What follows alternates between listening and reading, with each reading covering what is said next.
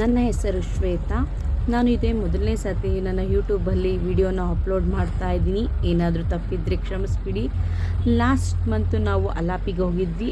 ಅಲ್ಲಿ ತೆಗೆದಿರುವ ವಿಡಿಯೋನೇ ಬಳಸ್ಕೊಂಡು ನಾನು ಅಪ್ಲೋಡ್ ಮಾಡ್ತಾ ಇದ್ದೀನಿ. ಇದು ಹೋಗ್ತಾ ಇರೋದು ಬ್ಯಾಕ್ ವಾಟರಲ್ಲಿ ಬೋಟಿಂಗಲ್ಲಿ ಹೋಗ್ತಾ ಇರೋದು. ನಾವು 7 ಮೆಂಬರ್ಸ್ ಹೋಗಿದ್ವಿ.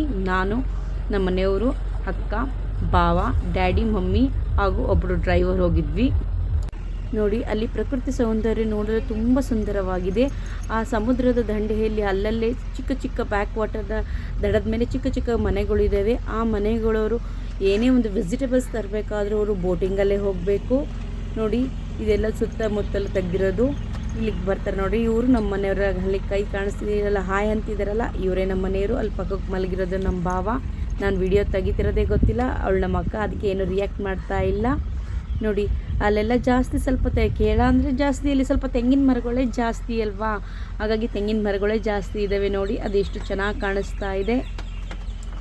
ನಾವು ಈ ಬೋಟಲ್ಲಿ 5 hours ಹೋಗಿದ್ವಿ. ಅಂದರೆ ಬೆಳಗ್ಗೆ 11 ಗಂಟೆಗೆ ಹೋಗಿದ್ದರಿಂದ 5 hours. ಇವಳೆ ನಮ್ಮ ಅಕ್ಕ ಪ್ರಿಯಾ.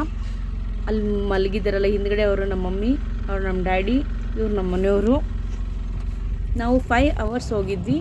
ಬಟ್ ನೈಟ್ ಸ್ಟೇ ಆಗಿದ್ದು ಮಾತ್ರ ಈ ಬೋಟಲ್ಲಿ ನೈಟು ತುಂಬಾ ಚೆನ್ನಾಗಿತ್ತು. ಅಲ್ಲಿ ಫುಡ್ಡು ಚೆನ್ನಾಗಿತ್ತು.